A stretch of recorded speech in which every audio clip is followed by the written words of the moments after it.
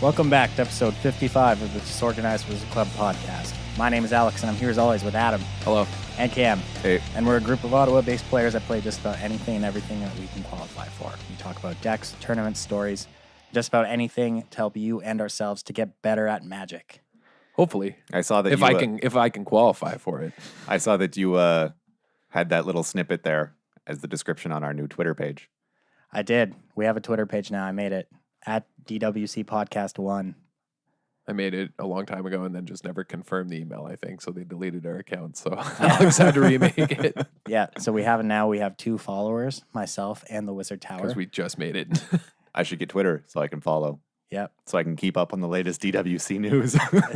So this is maybe an inappropriate story, but I'm going to run with it. All Well, right. okay, well, we'll edit it out if needed. I love stories that So if start there's a with jump this. cut here, ask Adam about it in person. Well, it's a story about a time when I had and used Twitter.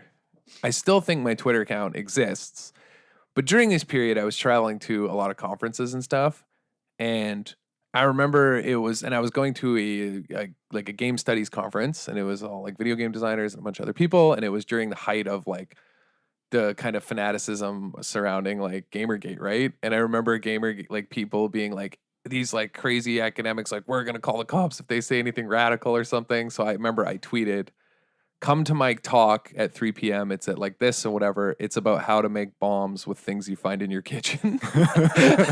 I remember thinking like, yeah, we'll see about that, right? Like, let's call the cops on me now, you know? And I was like, worst come to worst is my thinking. Like, worst come to worst, like, I don't know, I get on a list somewhere. But like, I was already probably on that list, right? Was my thinking. So like, the downside was already good. So the EV was like pretty high that like a bunch of people just came to my talk and I looked like an all-star, right?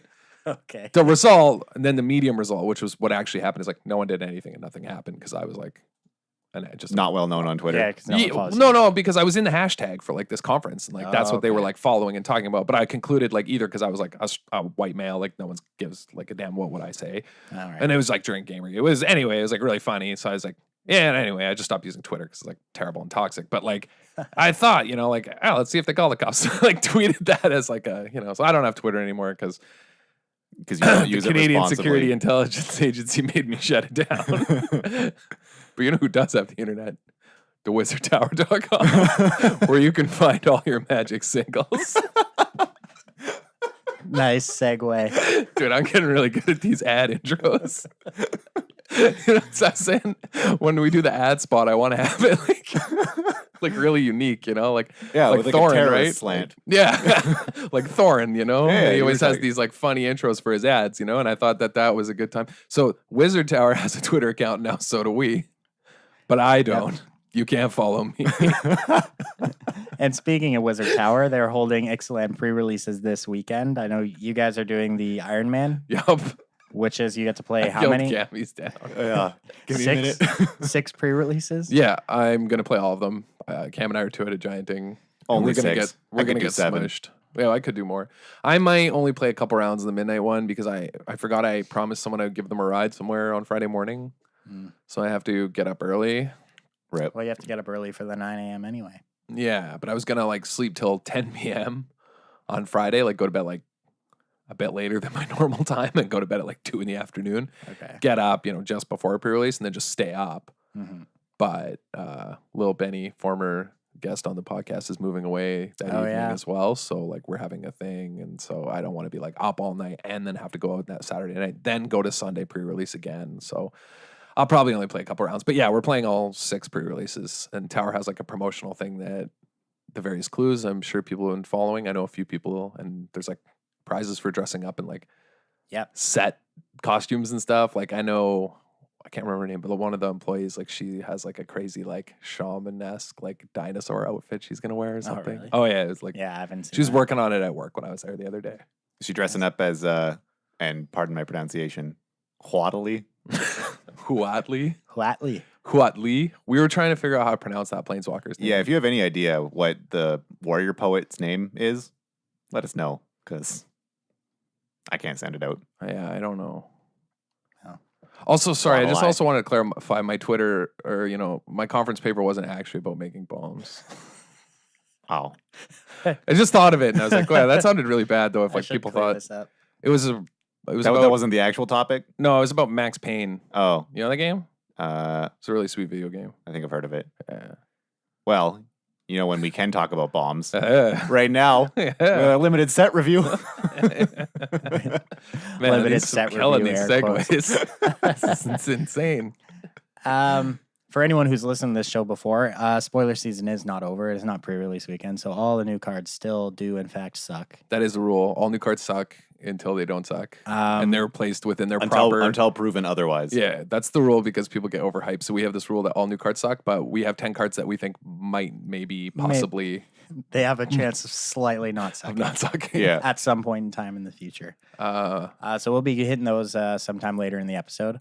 But we wanted to kick things off today with just some thoughts going into pre-release weekend, right? Yeah, well, I was gonna say we could talk about our week that was, but we all just like drafted a few times. And Yeah. it wasn't Yeah, that it wasn't that exciting, and exciting. like there's nothing to learn anymore because the format's over. Yeah. Just draft blue-red, win.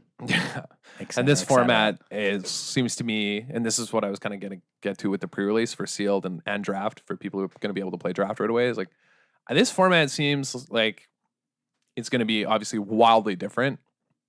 Because like you're pushed in very organized, I think, directions in some ways, but I think that in sealed, these directions might be a trap. Like I talked about how like there's going to be a temptation for players to be like, oh, I'm playing a dinosaur deck, so I'll just play like every dinosaur in my pool. It's like, well, yeah, your average converted mana cost then is about 6.8, right? Like you're not going to be able to cast anything. So like, don't get trapped into that. For the people playing pre-release this weekend, like don't get trapped into kind of like I have to play pirates or I'm playing blue-black pirates and now I'll just play every pirate, right? Like you have to still think about like card power level at their individual purpose. Like if you're playing like a blue-black deck that isn't pirates, like I don't really know how you're doing that, but like yeah, like it'll just sort of happen. Like I think the tribal thing like will happen naturally. What you should be more concerned about is like your curve and your power level, right? Having late game power, like card advantage of some kind, like just general principles. It's just that this set seems very tribal, and I think it's going to kind of put the blinders on some people in some ways. Do you know what I mean? Yeah. Like I think the most power, like maybe we were mentioning this earlier, but it seems like my first impression of the set is that the most powerful decks in sealed and draft will just be a pile of good cards that sometimes 2 or 3 of the cards have synergy because they're both pirates, or like you have 2 dinosaurs that work together, but like they're also still just cards good if you don't drop both of those.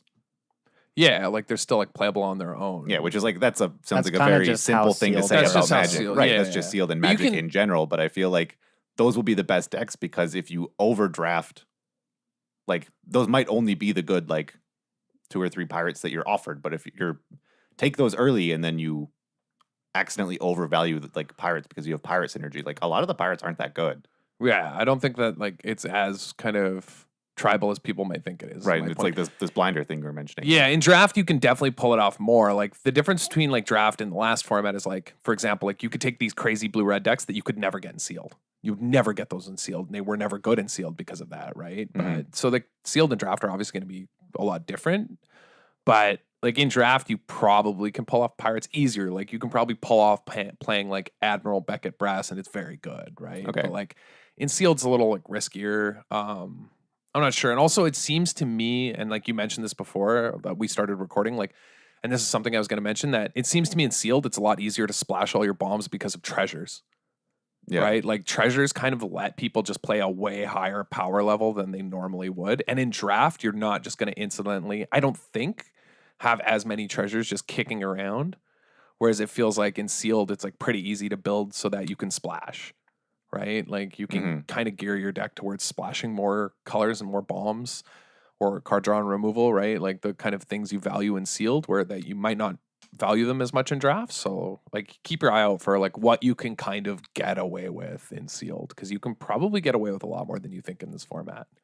Which I guess is kind of nice being able to approach a format like that just coming out of Amonkhet Hour of Devastation, where, I mean, at least Adam and I, that's all we did for like a month was just get away with whatever we could playing 5-color decks and Oh yeah, I'd either draft pushing the limits only of like blue what red. our mana could support. Yeah, I'd only either draft blue-red or like 4 and 5 color garbage decks. Like, Right. So and by like, garbage decks, we refer to just like you take every color and like play anything and you hope it all comes together. And yeah, we really push the limits. yeah, so like look out, I think, for when your pool is able to support that because if you have enough like treasures, if you have enough ways of like consistently playing a multicolor power level deck, that's probably the best thing you can be doing in sealed. Yeah, the only thing I'm a little skeptical about is it isn't obvious to me yet. I'm sure it is out there, but like it isn't obvious to me. I'd have to like look more closely at the set review because it's only like I only started looking at it in the last couple days.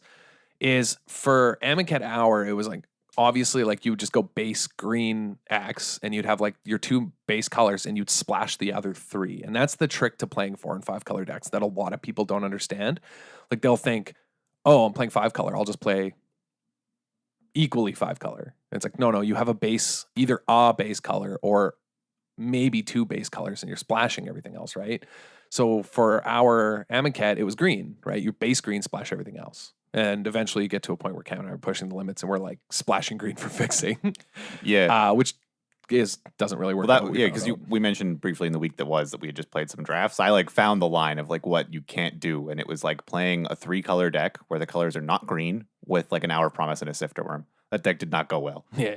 Can't splash those two green spells. So yeah, but like in this set, I don't know. It isn't obvious to me yet, but I'm sure it is there, and it'll become more apparent as we play more what the kind of best base color is for splashing other things in sealed. And I think it's probably black, right? There's a lot of treasures in black. Yeah, probably. It's probably black that you can start to play a bunch of other things, and black can pair well with the other colors. I feel like you'll get good black and blue cards, for example, that you could then pair with green or red, right?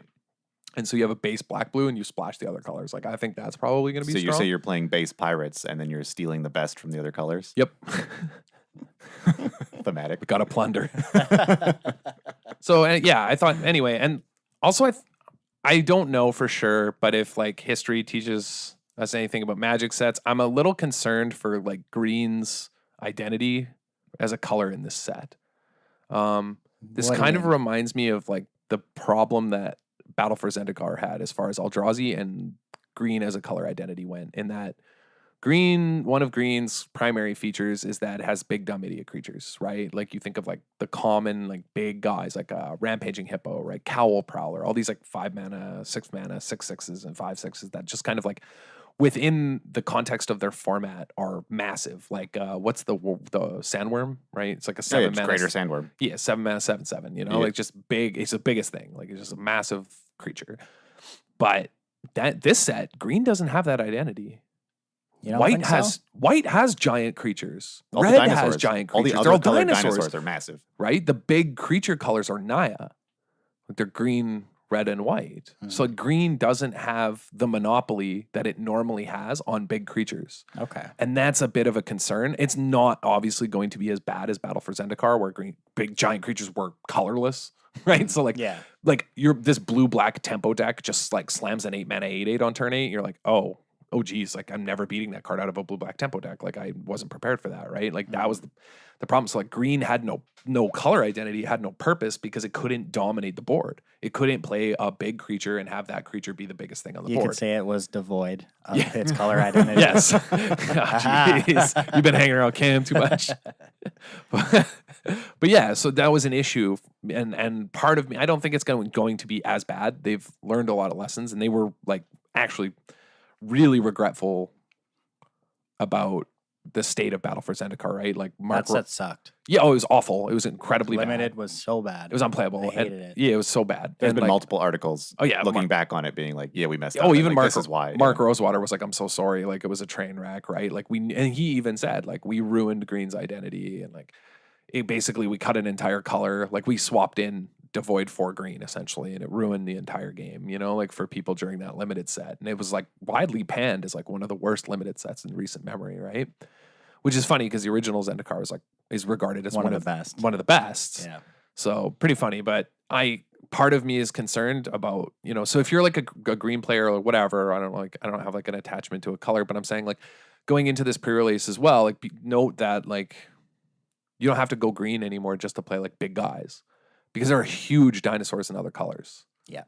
Right? Agree. So this is an interesting thing I noticed. Like this was one of the first things I noticed about this format. Actually, it was the first thing I noticed. It was like weird. Like this is another set where kind of green like doesn't have the same identity, like, but it does have a lot of fight spells, which is important, right? Like, well, it always does. But has more. It has a couple in this set, right? Like that are very good, like Savage Stomp, which some people have like speculated as a potential standard card because it costs 1 mana, puts a counter on a dinosaur and fights, right? But there's another 2 mana one that does the same thing, like doesn't put counters, but it fights for 2. So green kind of has that as its color identity. There's that terrible 1/4 that fights when it enters play. I was Is it terrible? No, I was gonna put this in an honorable mentions for a standard sideboard card. Why? Because if pirates are good, they're going to play Skyship Plunder and stuff, right? Because Skyship Plunder, the 2 mana 2/1 flyer that when it connects, you put a counter on something, you up a counter, right? Okay. It's from the last set. It's from one of the Kaladesh sets. One of the it was an uncommon. I remember. Skyship Plunder. Yeah. So if you're playing Jace, the new Jace, it puts extra counters on your Jace when it connects. That's not bad. Right? So you go turn 2 Skyship Plunder, like on the play, turn 3 Jace, tick it up, draw like loot a card when you connect, put my Jace up to another loyalty, like, and then minus the next turn, make more Jaces. Right. That's right. That's insane. Okay. Yeah. There has to be a better card than that though. That 1/4 is so bad. But I'm saying as a sideboard card, it's actually good against Skyship Plunder and other even against like the mono red deck. Like you can a 1/4 is. I mean, if they're not faltering you, it blocks pretty much everything. It picks off 2 1s. Right. Like that's what I'm saying. Because the pirate deck is 2 1s. Like for example, Fathom Fleet, whatever. The Menace guy, the for 2, that when it attacks, you can pay 2 and make a pirate. Oh, I don't. That guy's a 2/1. Yes. Like so, this guy like comes on turn 3 and kills an X1 and then blocks forever. Like, I think it's a good sideboard card. Is my point because like I think if the pirates deck is real and it is playing Jace, it's also playing Skyship Plunderer, which is a 2/1 flyer, which makes the 3 mana 1/4 that when it enters the field it fights something. That card is like playable in a certain standard format, which I know is weird to say, and I actually am not sure it's bad and limited either because with a combat trick it can do something. Also, it's a combat trick. It's a 1 damage removal spell potentially post combat. Like it's like a sniper, right? Like you can attack your 2/3 into their 2/3 as a chump check in limited, right? Oh yeah. Okay. Or if you both have 3/4s, so I attack my 3/4, you don't block my 3/4, or you do, and then I play the 1/4 and fight. Like that card actually can pinging 1 damage is like, especially when it's not on board. Obviously, it's not like a prodigal sorcerer or whatever, right? Yeah. That's actually pretty good. Okay. So like I think that card is a lot better than it seems because I was scrolling through and actually that card like stuck out to me. The green guy is like a what's it called again? I can't remember. Archer. Yeah, it's something Archer, but I thought it was like surprisingly interesting card. There it is. Yeah. I don't know. What's that say? I can't read that far. Atsocan. Oh, it's some crazy Atsocan Archer. Yeah, Atsocan Archer. I don't know. I think it's an interesting like, potential sideboard card. If there's X1s running around in the format, like that's Thopters. a card. Whirler Virtuoso is probably still going to be around. I don't know. Yeah, picks off and then brick walls Thopters. Yeah, like it's. I don't know that if you're playing against a Whirler Virtuoso deck, you really care about. It has reach. It can block Glorybringer. If they want to exert on it, deal. But anyway, it's just an interesting card. I think it's like difficult to evaluate, but it's pretty cool. But there's a lot of fight cards though, anyway, which is what made you think of this card, right? Yeah. So green's color identity is kind of like fighting, which is funny, but like it doesn't have the like I'm a big dumb creature, right? Oh, it has plenty of big dumb green. Oh, I know, but so does white. There's a 6 mana 6/6 trample right here. I know. There's also an 8 mana 9/9 vanilla. I love it. 8 or 7? Well, I think it's 8 mana 9/9. I'd play it for 7.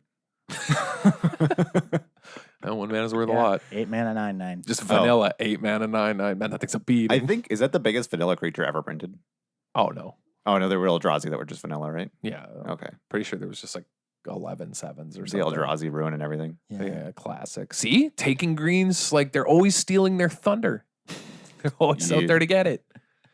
So I don't know. Anyway, like because like a lot of the green dinos are like big, yeah, but so are the white ones, right? There's also like the Reality Smasher dino. Yep. Like the red has huge dinosaurs. Like I thought it was something interesting to go for. And then like if you're playing blue, like you want to use your blue spells as tempo in this set, right? Like think of them as like be really careful at the pre-release because there's like a lot of bounce spells and you can get people's fight effects. If you see green, you know there's a bunch of fight effects. So at your pre-release, like unsummon effects and things that return creatures, like don't just do them whenever. Try and get 2-for-1s. Like try and be greedy because there's a lot of fight effects in green. So if you see people playing green, those blue tempo cards, like you can actually use to just get like as a counter spell and a tempo card. So throughout the pre-release, like keep an eye out for that, because I think that's going to be a common play pattern. Because if you look at blue, there are a bunch of bounce spells, right? And I think that the bounce spells are going to be better than like the 4 mana tap a guy, keep it down, you know, like the 4 mana pacifisms in blue. I don't think those cards are very good. Just because like a lot of the things you're going to want to do it to are like dinos that say like enrage or whatever, right? If they take damage, and there's ways that like rile, like if people are playing rile, that card's hilarious.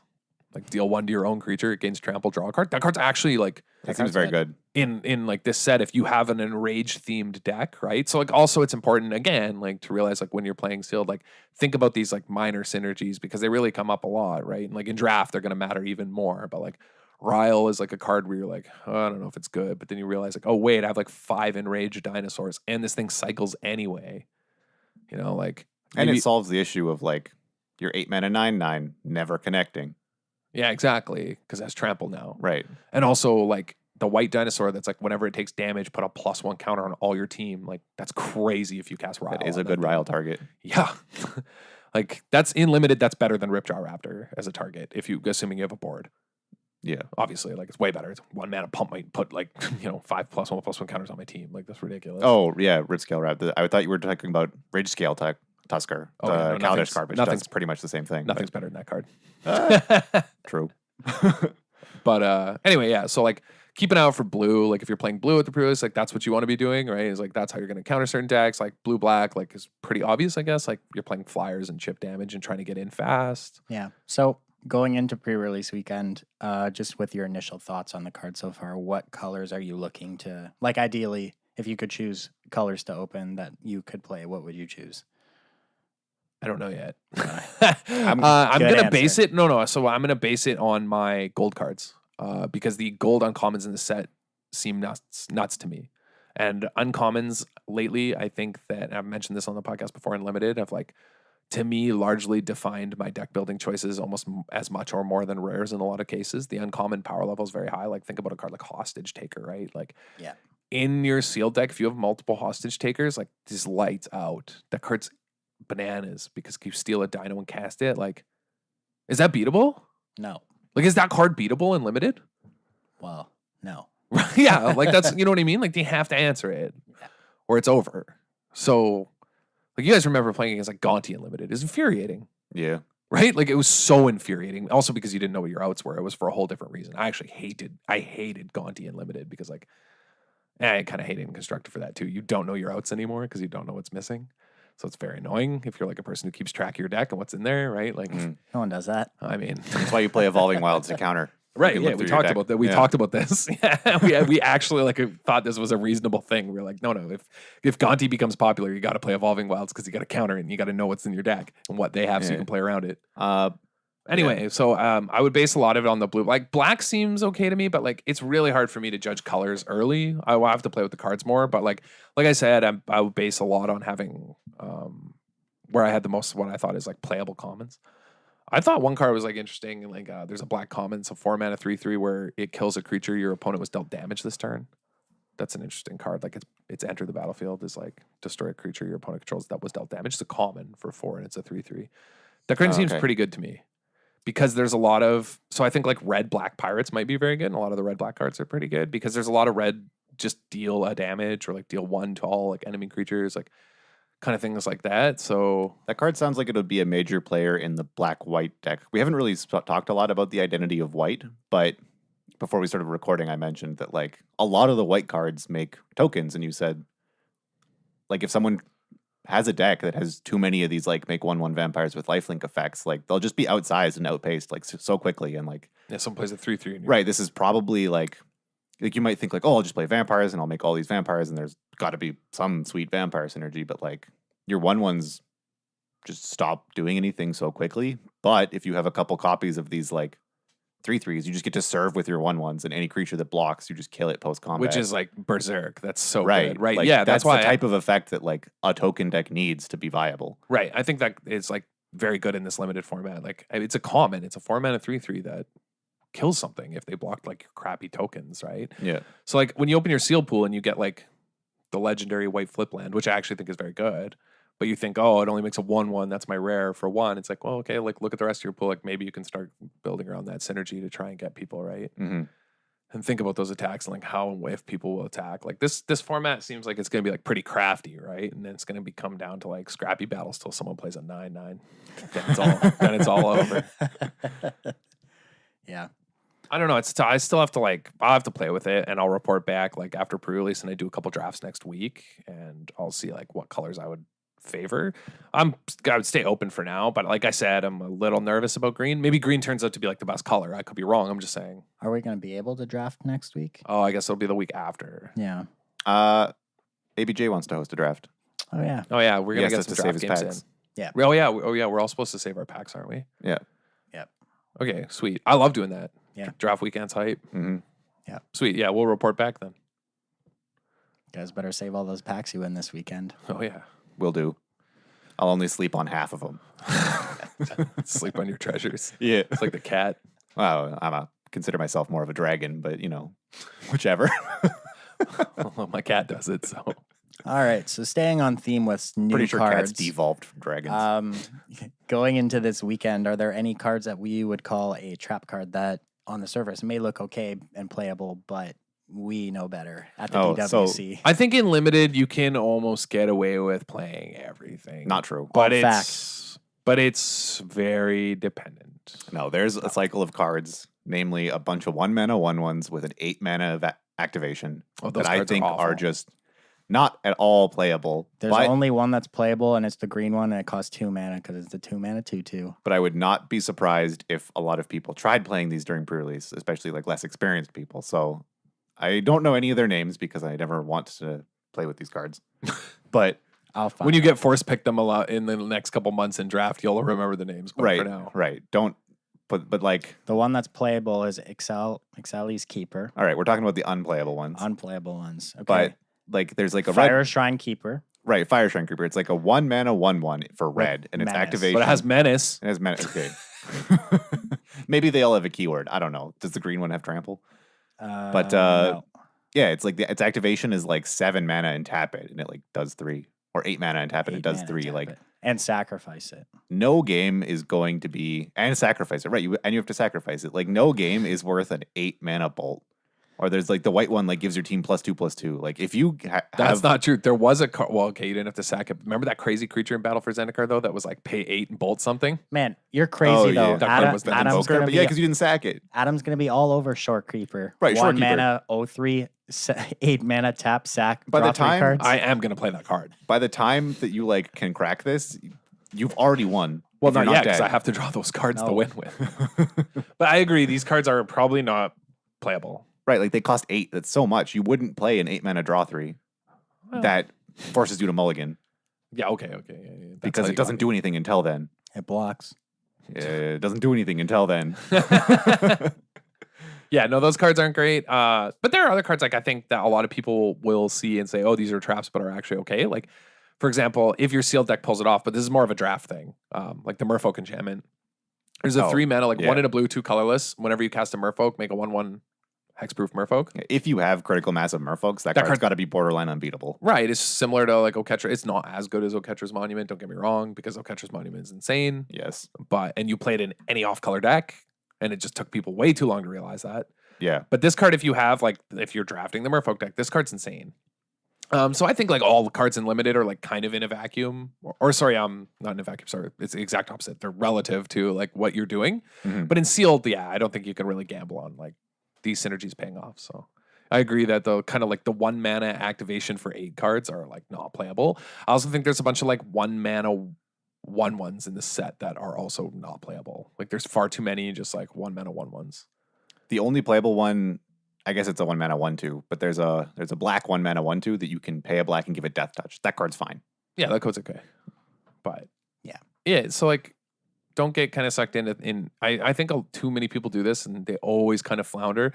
Is they'll build these like hyper aggressive sealed decks and they just never really pan out. Like I've tried it, it doesn't really work out because like the odds that you open, and sealed in draft, yeah, go for it. Like it definitely works. Like in draft, it 100% works. I've done it and I do it lots. But in sealed, like I just don't think you can do it. Like you just want to have a good curve with good stats. You know, like play your 3 mana 3/4s and your 3 mana 4/4s. Big dumb idiots up top. Yeah, just like your 7 mana 9/9s. But like, I don't know about those cards. Like, that's a little. I don't know in this format. Like, that's another thing I have no idea about. Is like, where's the limit? Like, I think kind of what you're doing in this format is going to be like trading off and like whatever. Like, you have some early games so you don't die, and then people are just going to start windmill slamming dinosaurs. Like at the pre-release, that's what people are going to be doing. Whether it's right or not, that's what's going to be happening. I haven't looked at like the general power level of the removal in this set, but I came to notice in Hour of Devastation that if you were a creature deck, or even if you weren't, like you couldn't rely on 5 drops, like 5 and 6 drops against other good creature decks because like Unquenchable Thirst is too efficient. Like Compulsory Rest is too efficient. Like you spend 5 mana and they play a 3-drop and remove your 5 mana guy and attack you. Like you just couldn't afford to need to use that 5-drop. Yeah, you had to cast it at a time when it was okay if it got like removed efficiently, and I don't know if the removal is as efficient out of like. It's definitely not. Yeah, in this Hour set. of Devastation and Amonkhet had just an incredible amount of removal, right? Because on theme, right? Hour of Devastation. Yeah, nothing's sticking around. Right. Whereas like this set, like I think their Wizards is very big on like flavor matching gameplay, right? So they want like dinosaurs crashing into each other and like pirates flying over top, you know? Like if this should be a set where like you can play a 5 mana 5/5 dinosaur, or you can play like some big dinosaur and you can expect it to be able to participate in the next combat step. Yeah. But like I never found that to be the case, or it was so rare in Hour of Devastation that like you play something big and it does anything ever. Mm-hmm. Yeah, I'm curious. Like this is just an odd set to me from like a design perspective, and there's like a lot of weird rares too. So it's going to be interesting how it plays out. Yeah. But so anyway, those are my thoughts on Sealed. Any other thoughts on trap cards, Cam? This one almost got me. There's the 3 mana enchantment that triggers on your end step if you had raid, and it mills for 4. And my first reaction was 4 is so much in limited. But then I realized that also considering the card that draw every turn, you have to attack 8 times. And if you can attack 8 times, like, they should probably be dead. That's what Alex and I said. We're like, yeah. And then I also said, that card also could have been a creature you could have been attacking with. And right. You might not be attacking with that creature, so. Although, if you're playing blue-white vampire tokens, and your tokens aren't going to get in for enough damage anyway, maybe. There you go. Yeah, I'm going to wait on a limited set review, though, until later. So anyone who wants one, though, like Reed Duke or who's doing it? LSV? Is he doing it this time? Probably doing it. No, because Reed Duke took over for like a year. Oh, did he? Yeah. So I wasn't sure. Like sometimes they switch off. But yeah, his set reviews are generally pretty good for limited. I'm a big fan of his because he hates combat tricks just like I do. So on the way here, I was like complaining about Cam's like, this combat trick seems nuts. I was like, you're an idiot. It's a combat trick. I didn't say it seemed nuts. I said it seemed okay because it scries. And I was like, that's unplayable. It's a combat trick. I hate combat. The 1 mana, it costs 1 white, give a creature indestructible, scry 1. Oh, yeah. He's like, it's kill a creature in combat. Yeah, until you top deck it. It's get your opponent. Yourself. It's get your opponent, and if they respond, you then get to scry so that you can kill the creature that it should have got next turn, based on the card on top of your library. I'm skeptical. Sure, I'm saying that the scry is what makes it like considerable as like a 23rd. You know, card I'm gonna play every chance I get in limited. Boneyard Parlay. That card's unbeatable. What's it do?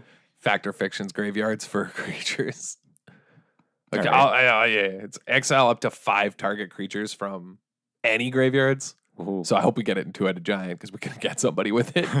and then they split it and you take some? Or? Yeah, they split into 2 piles and you take a pile. Put all those creatures into play. That's nuts. Jeez. Cost 7? Yeah. In limited, that card's like, yes. That card's unbeatable. Yeah. Because you're trading big idiot dinosaurs and then you make them give you back more dinosaurs. Yeah. You get 2 dinosaurs, but whatever. Maybe it's like 2 dinosaurs and a pirate. Who knows? Maybe they've just given up and give you all 5 dinos. Anyway, that card is Christmas land over here. Yeah, but I think that card's actually like quite good in limited. I think it's like a bomb. Oh, in limited, yeah. I think all the mythics are probably like bombs, except for maybe Rowdy Crew. The life swap one's probably not good enough. Oh man, they're gonna get somebody into it a giant too. No, I'm just kidding. That card's unplayable, like on its own. Sideboard it against. I want to start Extinction people though too. That card's great. Rip Marvel, man. That's all I wanted was to Aetherworks Marvel Star of Extinction over and over again starting on turn 4. Just pound your lands. At least Aetherworks Marvel was banned before we knew we wanted this. Good. Yeah. Kill your planeswalkers and pound your terrains. Let's go. Terra Stomper. Well, I see you're splashing. It'd be a shame if somebody blew up this land. You took a lot of time flipping that enchantment. Yeah, the flip lands, yeah. Oh, you flipped your enchantment, huh? They just play a second copy. Yeah, crap. All right, so like we do with every new set that's coming out, the episode before pre-releases, we rank our top 10 cards that we are most excited for. Wait. Sorry. The 7-mana draw 7's a mythic? Yeah. That card's horrible. Yep. Sorry, I just wanted to point that out. Never mind, the mythics aren't playable. That is a trap card. Uncommons are busted. That's the rule. Uncommons are good, mythics suck. So like I was saying, Go on. we always rank our top 10 cards that we're not necessarily think are the best in the set, but the cards that we think might see play, or that we think are cool, or that or we want they're to like role players in a standard deck, or like gonna see play in constructed, or just kind of the obvious raw power level. And they are probably also all cards that are like first pickable in draft, and you should play them in your sealed deck. You know what I mean? Like most of them are rares. Oh yeah. Actually, some are not. Not all of them. Quite a few are not. I said most, I believe. I said. So starting at number 10, should we do honorable mentions, or do we do that? No, those are at the end. That's at the end. Okay. We won't forget them this time. Right. Well, who knows? Remember when we who also knows what we forgot will or won't number do? one? What was it the one time we just did, and they were like, all right. And on the next episode, we're like, yeah, and so number 1. Yeah, we just forgot. Disorganized Wizards Club. Staying true to the name. Starting number 10, we had a bit of a argument about this one. That's why it's number list. 10. Ruin Raider, the black 3-mana 3/2 raid. If you attacked with a creature this turn, you Dark Confidant on the end step. Yeah, you reveal the top card from your library and you lose life equal to its converted mana cost, and then you put that card in your hand. Yes. So, like, the general consensus among like pro articles and stuff seems to be that this card's very good, and people have been writing about how I think it's fine. The real deal. I think it's okay. I don't think it's that good. I think it's good enough to make the list at number 10. I fought pretty hard about the play pattern that this card would lead to, and I think that the play pattern this card leads to in standard will lead to it being bad. So like the point of play pattern of attacking, turning stuff sideways. No, the point to say that it's bad is that any slightly slower deck playing against this card, like obviously you're playing it in an aggressive deck, so you're bringing in Magma Sprays, you're bringing in shocks, you're bringing in more removal, and so if you're playing red. Okay, and if you're not, then you're probably not playing standard. Red's crazy. It's got all the best removal. Has all the best stuff. Yeah. And so, like if you're in a deck that has this efficient removal, like any control deck will probably be red-based because Harness Lightning is still around, then it's very easy that like... And a Braid. Only your small your small creatures get to hit them, and then you play, like you tap out on 3 for this, and it immediately dies. But you only hit for like 2. Right, and like it never triggers. And you're playing a 3-drop that doesn't stick. And this gives like the control deck or whichever deck you're playing against too much time to then untap and like recover and deal with your other things. Yeah, that was my concern because like the best starts from the aggro decks, like even Mardu vehicles were like 1-drop, 2-drop, 1-drop, 2-drop, right? Like during its like heyday. That was like all commentary used to say this all the time. They're like, oh, and here it is, like, you know, Toolcraft into like Heart into, I don't know, like another 2, like Veteran Motorist, Thraben Inspector. Those were like during the Pro Tour when the deck like kind of first broke out and like slaughtered that Pro Tour. Like those were the starts where people were like, oh God, like, I'm dead. Like, right. You wanted to play like Toolcraft into Heart and then like 2-drop Scrounger Push or 2 like. Right. Scrounger on 3, Crew My Heart, play another 1-drop. Yeah, like those were the best guy, starts is like you had double spell on turn 3. And in the mirrors, that's what people wanted. They wanted, same with the mono red mirror, people want to be able to go like 2-drop, like shock your guy, right? So like I am a little concerned about an aggressive deck's ability to utilize a 3-mana 3/2. That seems... But on the other side, an aggressive deck that is getting 2 cards per turn is also terrifying, so... Correct. I think there's better ways to get 2 cards per turn, one of which we'll get to later. Anyway... Moving on to number 9. Speaking of 2 cards per turn. Regisaur Alpha. This card segues into a 3/3. One's a token. It's not a card. 5-mana 4/4, make it 3/3 dino. Give all your dinos haste. That's a lot, man. That's a lot of power out of nowhere. This card's like very obviously good. It competes with Glorybringer at the 5-drop slot. Also an issue. So I don't know which decks are going to want this one over Glorybringer unless you're playing Dino Tribal, which we don't know if it's good or not. I can give you the answer for this actually. In a removal heavy meta. Yeah. This is the better card. It's better against control than Glorybringer. Right. In a removal heavy meta, leaving a 3/3 body behind is better than Glorybringer. Right? So like, because they all have haste anyway. Yeah. So like in a removal heavy, like where everything has removal, like this thing still has like huge amount of stats. Even in an aggro heavy, like some of the green black decks currently have started playing a couple copies of Catacomb Sifter just because it's 2 bodies. Like having a 5-drop that deals with 2 of your opponent's creatures rather than a 5-drop that hits them for 4 and deals with 1 and is tapped out and is then tapped out the next turn as well is like a lot better if you're being beat down. Yeah. So yeah, Registrar Alpha is like you said, it's going to be a card that we'll see. You know what I mean? Yeah, it'll be around. It's very obviously good. Yeah, it's also one of those cards that like it's so hard to evaluate context. Like you have to evaluate all cards within the context. Like the reason they're playing Catacomb Sifter is like Verdurous Gearhulk as well, right? So like, it's also that. How do these older cards like line up now with these new cards is like really interesting to me. Like I don't know. I think Registrar Alpha seems like crazy too with like a lot of other cards. Like I don't know. It's a good card. I think this is a very, very good card. And even if not right now, in a year from now when like Glorybringer rotates, this card's gonna be nuts. Mm-hmm. True. So get copies, I guess. Number 8. Speaking of removal, that won't be good enough against 2 bodies. Vraska Relic Seeker is our number 8. This one might have been higher, at first, even though I just Adam started dunking on it for no reason. It's very obviously good. 6 mana, 6 loyalty, Planeswalker. Yeah, but it's not Elspeth Sun's Champion, so I'm not interested. But it's not Elspeth Sun's Champion, and it's still a new card, so it sucks. But with that in mind, it's like mini Elspeth. It's like if Elspeth was green-black and a Gorgon. I mean, she's like dead now and lives in a place where Gorgons are actually because of Theros. There's a lot of Gorgons. So yeah, this is undead Elspeth now, confirmed. Yeah, but they're not Gorgon pirates. Anyway, so Vraska, 6 mana, green black, 6 loyalty, +2, make a 2/2 pirate with menace, -3, destroy a creature and take its treasure. Destroy a creature, artifact, or enchantment, and make a treasure. Artifact or enchantment and make a treasure. It's relevant. I didn't know it destroyed an enchantment too. That's nuts. That's pretty good. That's what made me agree to put this card like higher on the list. The fact that you can like play more copies of this card if Cast Out is popular, or if in some random deck relying on enchantments is popular, or if relying on an artifact is popular.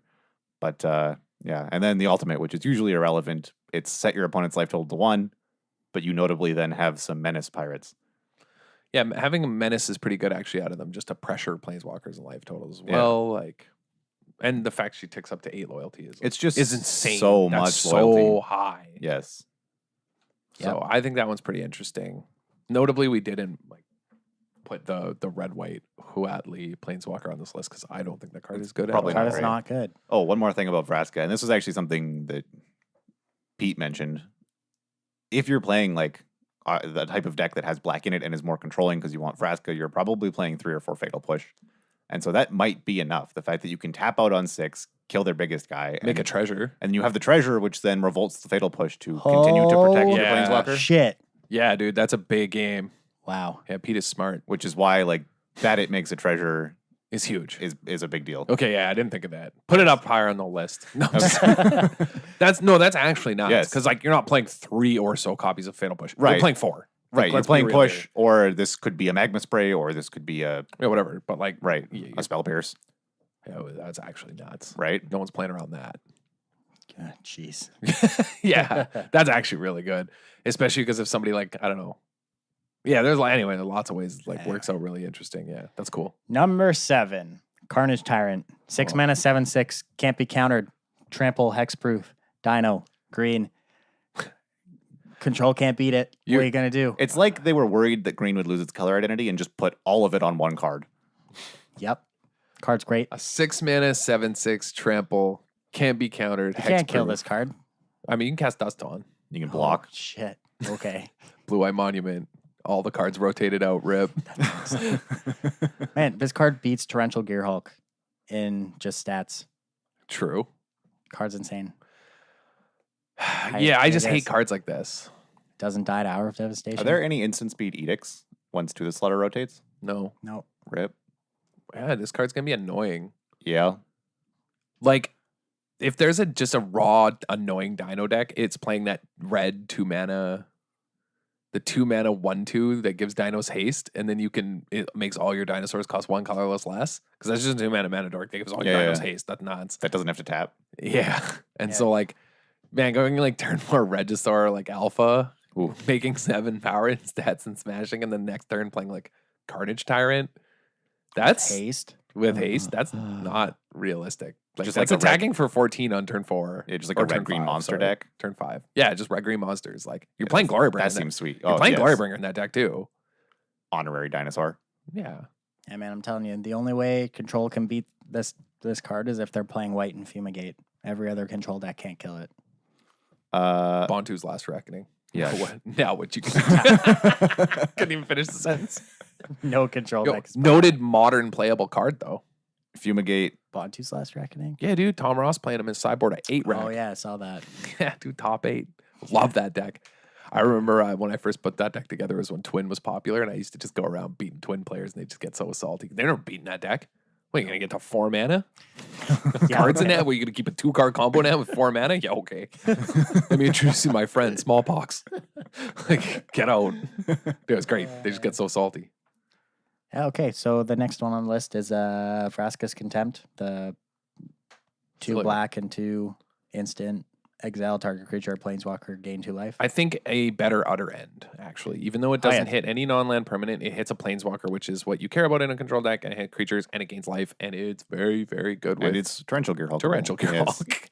Yep. Because that is a good rate. When you're paying 6 mana to cast this spell and get a 5/6 body, that is like a force to be reckoned with. Like, unless your opponent played Carnage Tyrant, then you're just dead. Yeah, never win. Yeah. You just got to play... Should have switched the spot of these cards. Just play Ruin Rat. Yeah, then what? 2 mana, 1/1. Exile it 2. Oh. But also, I'll take 6 when I block. Be so Because it has trample. That's gonna feel so bad when your blue-black opponent finds a way to kill your guy and then steals it with Scarab God. Wandering Fumarole rotates, so you can't even block with think of that. Torrential and a Fumarole. Yeah, is there a nuts Dust Dawn deck? And does this Dust Dawn deck involve being Esper and playing Hostage Taker? Ooh. Because I'm interested in this. Okay, what about the horse deck? Club Blazer doesn't rotate. Hostage Taker. We just need early guys. Losing Three-Bin Inspector is bad, but I'm telling you, like, Dust Dawn is going to be good if everyone's playing dumb dinos.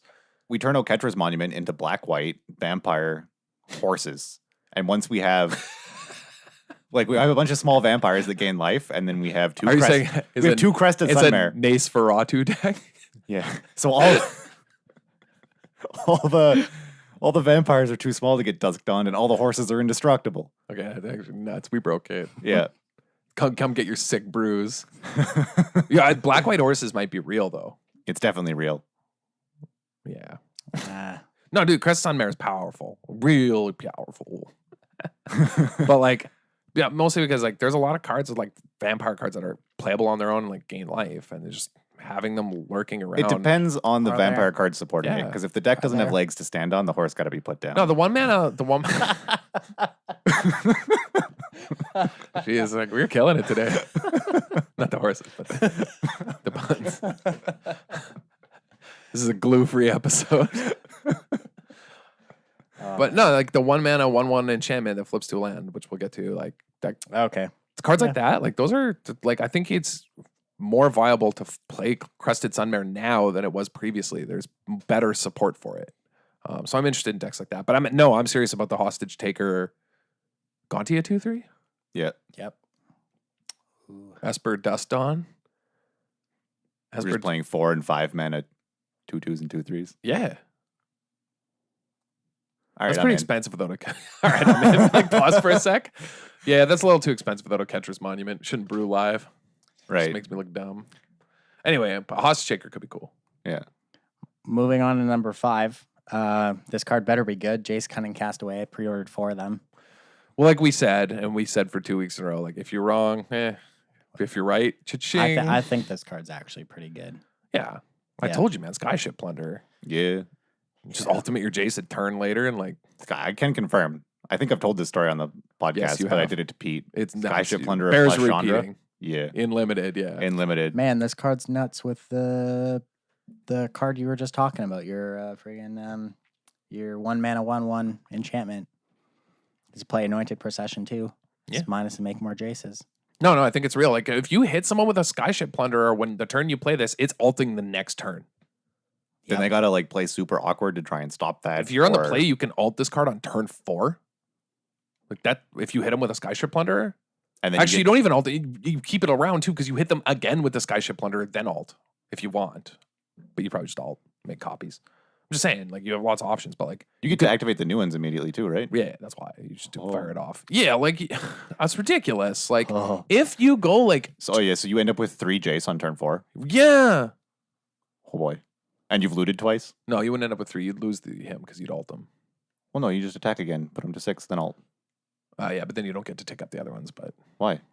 well, you do tick up, but you don't get the value from it. Oh, sure. But like yeah, You make some illusions. right, yeah, exactly. You just make illusions to block your Jaces, your 3 Jaces, and protect them. Like that's what I'm getting at. Like you can turn 4 ultimate this Jace, and he survives. Yeah. If Just, you, I don't know, 3 mana Planeswalker. dude, that's ridiculous to like ultimate. I'd like on turn 4 and keep him around. And it all, Yes. but I mean, yeah, obviously this relies on having the Skyship Plunder and it not being killed. But that's not that unrealistic. Even without And that's the Skyship essentially a Plunderer, 2-card combo that they have to have the answer for in the opening turns or die. even without the Skyship Plunderer, it's been demonstrated with current Liliana in Standard and to a lesser extent current 3-mana Nissa that sometimes just a 3-mana Planeswalker on 3 is good enough It by just wins the itself. game, Yeah, like you can protect it with like a removal spell and it just runs over the game. Yeah, this card I think has the potential to be like terrifying. Like even Lobe was talking about like mono blue aggro, you know, he's like not interested unless it's blue aggro decks, right? Because of how good this card potentially is. So I think you're right. Maybe this card should be number 1, but like it's just so hard to evaluate. Yeah. Like this card is incredibly difficult to evaluate, but like the power level potential is through the roof. It is exactly the sort of thing. So like when Smuggler's Copter was banned, the white kind of based aggro deck, the like blue-white flash, but it was all just white mythics, immediately like went away because that card suffered, or that deck and that archetype suffers a lot from just like drawing 2 lands in a row when they need something else. Like because you're playing creatures to be aggressive, you have no control over the top of your library, and so you like flood out very easily. Yeah. Or like you can very easily flood out and have no way to deal with it and just die. And so that archetype just didn't see play again. But this is a cheap blue card that can support those types of archetypes. I mean, it just turns all your guys into copters. Right. Like you get to just play good aggressive cards and not have to worry about drawing the wrong portion of your deck. Yeah. No, it's like Yeah. potentially insane. Yes. The fact that it can tick down to trade too against aggro decks is like, Do the illusions have illusion text? yeah. Oh, If okay. they're targeted, they die. I But see. like that's whatever. They're gonna die at anything that targets them in standard anyway. True. Right? Like Yeah. so it doesn't matter. That's irrelevant. It's like Phantasmal Bear, right? It's like wolf gets targeted. Well, yeah, what are you gonna target with? Fatal Push? Like it died anyway. Like Yeah, but then we can't put our own enchantments on them. yeah, we can't suit up. Right. Wow. Who plays those anyway? Well, yeah, exactly. It's We like can't- in limited, I can't put an enchantment on it like Rib, like whatever. Like that's not the issue here. So Doesn't yeah, matter. I mean, there was quite a lot of times where I played what's the 2/3 from Amonkhet? Oh, the don't know. 2/3. Yeah, Oh, the one, the the illusion. Yeah, the I illusion. get it. The 2-mana 2/3 with illusion text. Oh yeah, Labyrinth Guardian. Labyrinth Yeah. Guardian. The And one then with like bomb. yeah, the one with embalm. That card's crazy. Yeah, right. I'd play that on 2, and then they'd play something, and then I'd like draw a cartouche and be like, rip. Like, Yeah, and limited. yeah, that's what I'm And- saying.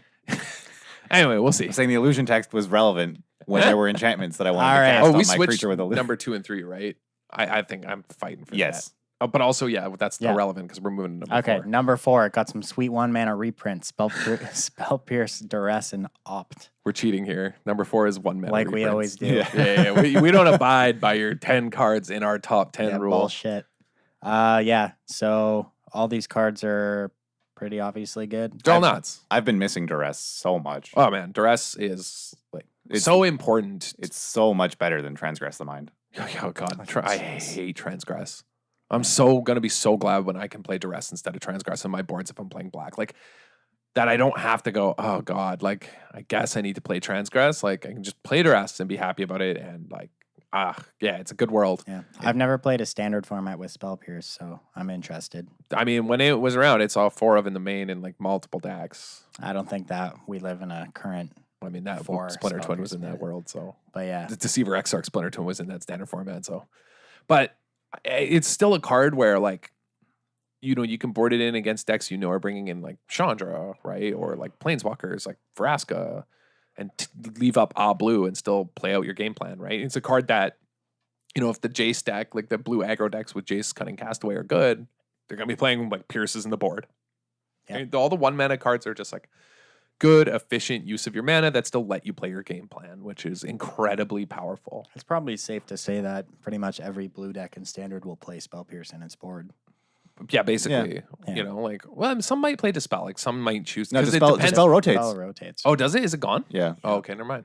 But some might play Negates just because they have the mana and time, and Yeah. they know that they're going to counter on turn 12, not turn 4. Okay. Yeah. Yeah, like right? I think these 1-mana cards support creature decks versus control much more than they support control. Yeah, Because like not having to take your turn 2 off to cast Transgress means that you can like Duress and then play a Cub, or Duress and then play a Winding Constrictor. yeah, and Is like so much stronger. you can play out your creature and then leave up Spell Pierce for their like Glimmer, Yes.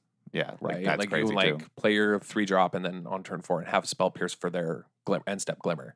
Yeah. Or just their like cancel whatever their counter spell is. Like you can just Spell Pierce it. Like that's a big game. Like it gives you like huge interaction early. I don't think the control decks will play it because they want the game to go long.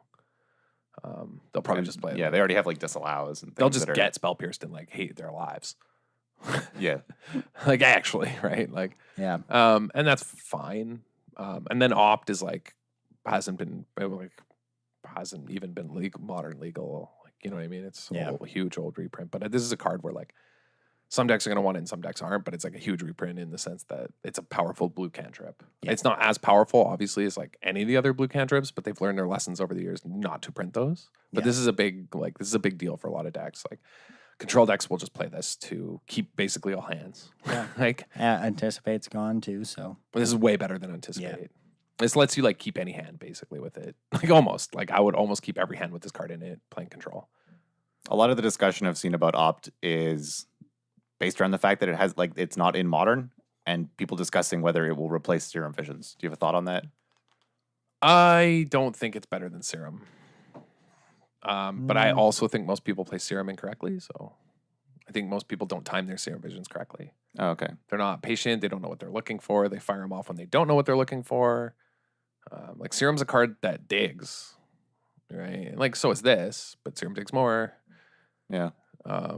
And like you're not about an instant speed when you're playing those decks that are playing Serum Visions. Like Death Shadow doesn't care about instant speed in that situation. They just want to see cards. They want velocity, and they have Thought Scour for that. Like for also digging. Like I don't know. So I think Serum Visions is better. Like I think the Scry 2 is a big deal. I don't think the instant speed and losing a Scry. Like Scrying 2 is so much better than Scrying 1.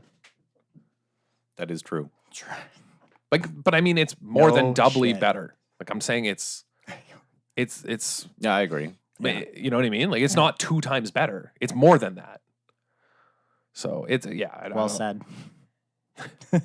No, but like you'd think like Well, there's more options because if you scry 1, you can top or bottom, but if you scry 2, you can top in 2 orders, you can bottom in Exactly. 2 orders, you could top bottom in 2 orders. That's like 6 options. It's 6 times better. yeah. No, 3 times better. But it's 2 also- times 3 is Yeah, 6. thank God we have a math magician on the cast. Lord knows I'm not figuring it out. But also this leads to decision making being incorrect by a lot of players because there's more options. Yep. It's like the brainstorm thing, right? Like your average like 7-card brainstorm hand has like 56 options for like how you reorganize and Yeah, stuff. probably So something like that. it's obnoxious. So like everyone brainstorms wrong, right? Like Serum Visions is like that on a smaller scale. Mhm. Whereas Opt is like, do I need this card? Nah, I need a land, right? Like it's like pretty easy. So I Yeah. don't think it's on the power level of Serum Visions. Like I don't even think it's close, and I don't even understand why people are having that conversation. Because they both cost blue. Yeah, they're not even close. So we could put All a right. nail in that coffin. But anyway, it's a sweet card, Yeah. and it's cool to have it in standard. Number 3, another reprint, Lightning Strike. Yeah, this is important. This is a big deal. Yeah, card sweet. Card sweet. It's good for standard. It's healthy, as we saw. Like mono red winning the Pro Tour was good. What did we say about the last standard format for the last 3 months since the last Pro Tour? It's been super diverse. It's awesome. Yeah. Yep. And it changed. It changed the weekend of the Pro Tour. Like, people online were playing different decks. Like, so diverse. When red is good, standard is healthy. And yeah, so the red deck will maintain being good. Good thing we got an English major Well, podcast, huh? We'll maintain good results. They lose Incendiary Flow, but they can just replace it with Lightning Strike. So, like, there was a question before some of these spoilers came out. Huge upgrade. It is a huge upgrade. There was a question before all of these spoilers came out as to whether, like, red would still exist in a smaller standard. Like, how much was it losing? And the answer is it's not losing enough. It's still going to be around because of Strike. I mean, Hazoret's got to be one of the most powerful things you can literally in That standard, like of possible existing cards in all of standard. Hazoret's got to be up there. Yeah. So yeah, I True. mean that's a big part of it. But yeah, Lightning Strike's massive. Like, it's funny though. I saw people complaining like, "Well, it's not a Lightning Bolt reprint." I'm like, I cannot. It's better than Open Fire.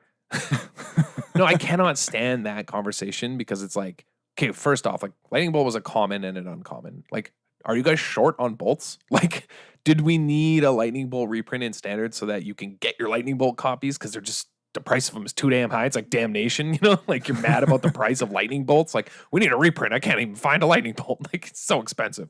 No. And if it was in standard, it would ruin standard. Every time it's been in standard, it's been awful.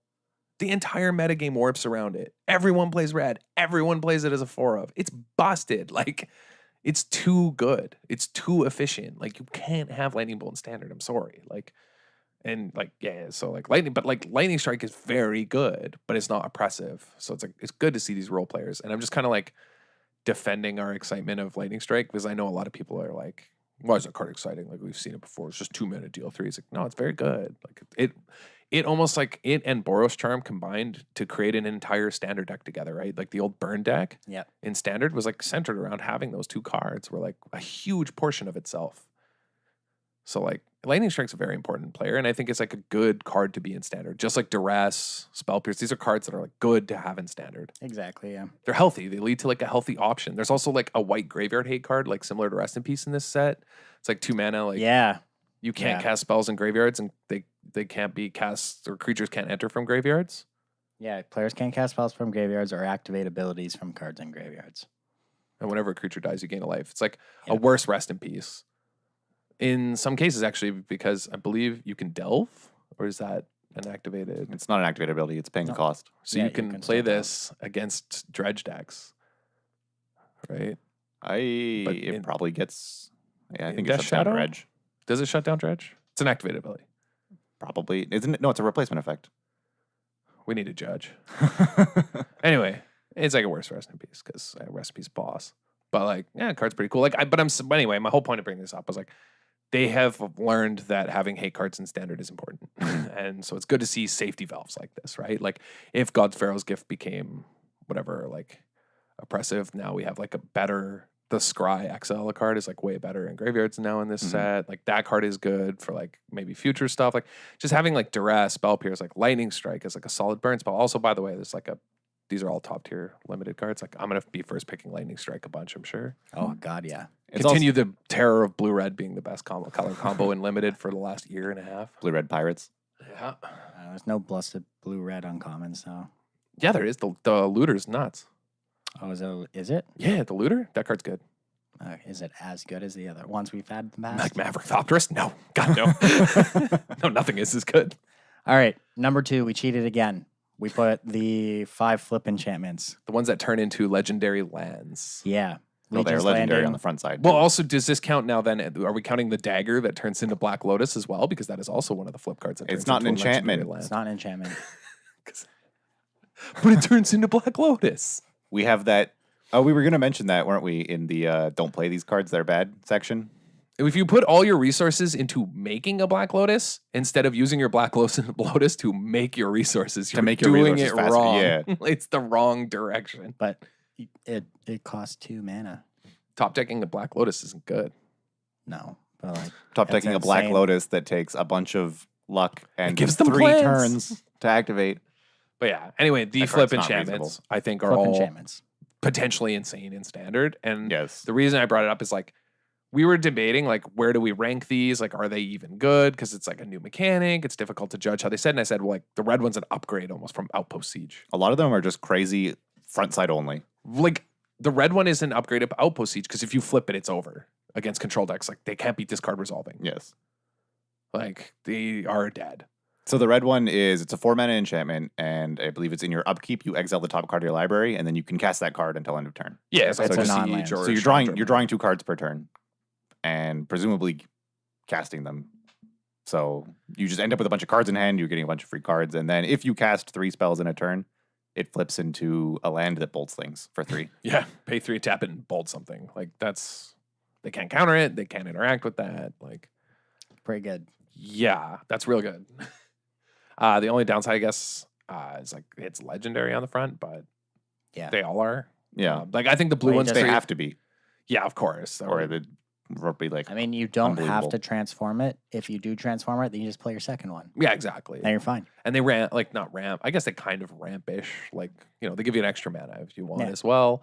The blue one seems really good to me. It flips when you have 7 or more cards, and at the you can look at your top card and bin it if you want. And once you have 7 cards, you can impulse for 3. Like cast the second half of Supreme Will, right? Yeah. Look at the top 4 and put one in your hand for 3. Yeah. That's the red and blue ones are pretty obviously the best. really powerful. The other one flips into Gaia's Cradle. Black one might be very good too. It's 2 mana, pay 2 life, draw card. Pay 2 life, pay 2 mana, draw a card. And then Yeah. when you have 5 or less life from your upkeep, it flips and it's taps for a black, or you can tap it and sack a creature and gain life equal to that creature's toughness, which can be like very, very good. Like that could be a way to even board that in against aggressive decks if you just like ignore and take damage for a while, flip your creature, and then just start sacking to cashing in your creature. Yeah, Like, them attacking you flips this faster, which then makes it harder for them to kill you. So Yeah. it's like this weird catch-22 they got to try and play. right. It's an interesting card either way, and like sack effects are obviously always actually been very powerful in Magic.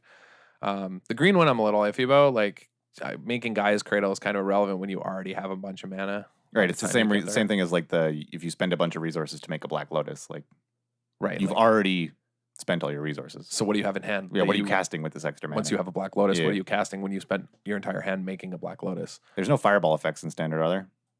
To like No. Gaia's Cradle or Black No. Lotus. But I think Legion's Landing is potentially very good. Just like if you can flip it, because it's an aggressive card, right? And there's a chance you get to attack with 3 things because there's a bunch of tokens in this format, And just paying 3 to make a 1/1. And if we're talking about putting this card in an anointed procession decks, Crested Sunmare and Stockpile, like these kind of decks, like then we're talking, right? Because like paying 3 to make a 1/1 is actually more than 1/1, that which you can then sack to a hidden stockpile Yes. and then make more guys. Like it chains off very quickly and starts making tokens very, very quickly.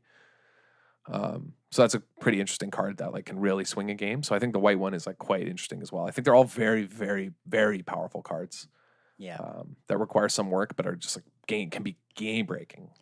And yeah, we're way over time, so we're gonna finish this up real quick. Number 1, Ripjaw Raptor. 4 mana, 4/5 enraged, draw a card. I thought this card sucked, and then I realized all the damage. all the removal's damage based. Yeah, Pretty except for much. like Vraska's Contempt and like Vraska's Walk the Contempt, Plank. Walk the So we Plank, left that's off Walk the Plank, which could be a crazy card, but I think it's bad. It's so slow, like sorcery. Yeah. And double black. That's rough. Yeah, we have a couple honorable mentions. Check lands are obviously great. Love having those cards in standard. Yeah, check lands rule. Chart a Course. I think that card's really good. In If the deck blue link. aggro Jace deck is good, Chart of Course is nuts. No, it's good in Godfrey's Gift, Oh, yeah, it's nuts in that deck too. Yeah. which Yeah, didn't lose like anything. Well, yeah, now they don't have to play red Yep. And then Fiery Cannonade is the Kozilek's return for non-pirates. Yeah. 3 mana instant, do 2 to everything that's not a pirate. I don't know why pirates are fireproof, but So Ripjaw Raptor is like so interesting because it doesn't die to Glorybringer. It's a 4 mana 4/5, blocks everything, draws cards. It has cute interactions with Walking Ballista. Yeah. it's like pretty much unblockable. A treasure like, trove isn't good enough in standard, but if it incidentally comes up, that's fine. Like pay 4 mana, draw a card is not good enough in standard, but like No. late game, it's fine if it comes up. Yeah. So Ripjaw Raptor, I don't know. I hate creatures, so we'll see. But But even just like you play this on 4 and like your opponent doesn't have anything to answer it and you just get to attack, like however, they don't want to block because you'll draw a card. So it's like kind of unblockable. That card just seems very well positioned. We're at 70 minutes. Oh, Ooh. 10 minutes over. Yeah. Jeez. Sorry, folk. Well, sorry for all this extra work and free free entertainment value we're giving them, apologizing for Is it providing quality entertainment. What if someone has an hour Quality asterisk. What if someone has an hour-long commute and they have to spend their entire workday after listening to the first hour And they didn't get Ripjaw Raptor? wondering what the last 10 minutes are, Yeah. and it anguishes them, torments them. Good. Got rat. Nice. That's what you're getting. No, I'm just kidding. But yeah, no, I think Ripjaw Raptor is interesting because like you just get to choose like whether you want to attack or block. I mean, like it's just so shit. You get to choose when you. No, I meant like how you want to use its card draw, its enrage, because that's like the real benefit to playing this card, right? But like a 4-mana 4/5 is also just a huge body, as we've seen in standard. Like if it was a 5/4, I would actually say it wasn't as playable. Well, it wouldn't be at all because it would die to Chandra minus, like Glorybringer, right? I'd still draw a card. Yeah, but it wouldn't be good enough. Like just replacing itself. But now, now we're talking, right? Where like those cards like can't even chump it, or sorry, trade with it. Like Glorybringer can't do anything about it. Like a lot of cards like can't interact with this card very well. Like I want to put this in green-black energy because if you have 4 Glint Sleeve drawing cards and 4 Ripjaw Raptor drawing cards, like you're just going to be an aggro deck with too many cards. Yeah, I think the card's very, very, very good. Walk the Plank also, by the way, could turn out to be an insane card because merfolk just aren't playable, which they don't seem to be yet. I think they will be a bit. No, of course not. I think it'll be like Zombies where like it comes in at the very end where they finally print like the rest of the merfolk cards and then we get the last couple pieces of the like tribal that ties them all together.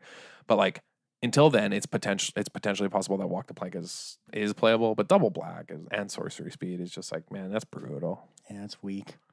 But anyway, those are our... Yeah. So if you want to pre-order any of these cards that we've mentioned, visit wizardtower.com for all your singles needs. They have free shipping on singles orders to Canada and the States. Yeah. True. Pre-release weekend, like we mentioned earlier. Have fun. Go smash stuff. Let us know. Ship us some sweet blowouts and tell us what cards you think were really sweet too. Yeah, we're going to skip blowouts tonight because we're way over time. Yeah, but we have been receiving a couple. Yes, we have received a lot. So if you've been sending us, we've seen them. A lot of them are sweet. I think next week we'll do a double blowout special. Oh, we'll do 2 blowouts, right? Because we missed a bunch. Yeah, and there were some very good ones. There were. Okay. It's hard to and pick. This weekend so I like we'll the have idea some of good doing ones a double too. blow. It might even have to do triple. Yeah. So if you're at the tower this we won't even weekend, have a triple. We won't even have a topic next week. It'll just be blowouts. If you're at the tower this weekend here in Ottawa, Adam and Cam will be at every event. I'll be at the midnight on Saturday. There's a Saturday midnight? No, it's Saturday morning. Oh, well, that's Friday night. And I'll be at the Friday night, Saturday. Yeah. And I'll be at the Saturday morning one as well. But that's it. Then I got to work. And check out our Facebook page. Yeah. Shoot us a like on Facebook. Send us a message if you have a sweet blowout. You like our new logo? Yeah. It's pretty sweet. It is pretty sweet, isn't it? Follow us on Twitter at this DWC Podcast 1. We only have 2 followers, so please help us. Show us the way. And however you listen to this podcast, we'll tweet during the pre-release. Well, that's what I said. We should live tweet the pre-release. I agree. And Stelly said, "To what? Our 2 followers? Yes." I am one of those followers. So you're live tweeting. I'd be live tweeting myself. Yeah, from across the room. The other follower. The other follower is the Wizards Tower. Yeah, everyone's gonna know. Solid what's crew. Anyway. And however you listen to this podcast, whether it's on Podbean, iTunes, or your podcast app, leave us a review, rate the podcast, share it with your friends. Everything helps grow this podcast and keeps the lights on over here. Keeps us going at night through this dark, terrible. Yeah, we should never record after midnight again. Jeez, it's late. I'm so tired. Yeah. I mean, it's like the middle of the day for us. Yeah, I don't know what you're talking about. Yeah. Have a good night.